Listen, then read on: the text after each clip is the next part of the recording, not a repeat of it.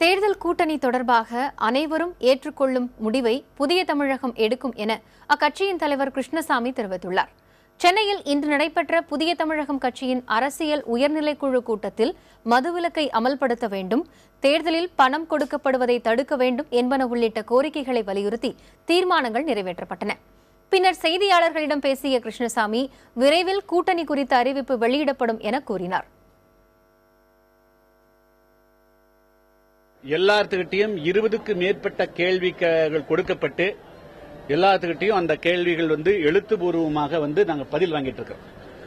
ஒரு 15 பேர் கொண்ட குழு போட்டு ஆய்வு செஞ்சு அதனுடைய அடிப்படையில் ஜனநாயக ரீதியாக ஒரு நல்ல முடிவை நாங்க எல்லாரும் ஏற்றுக்கொள்ளக்கூடிய வகையில் தமிழக மக்களுடைய நலன் கருதி அந்த முடிவுகள் அமையும்.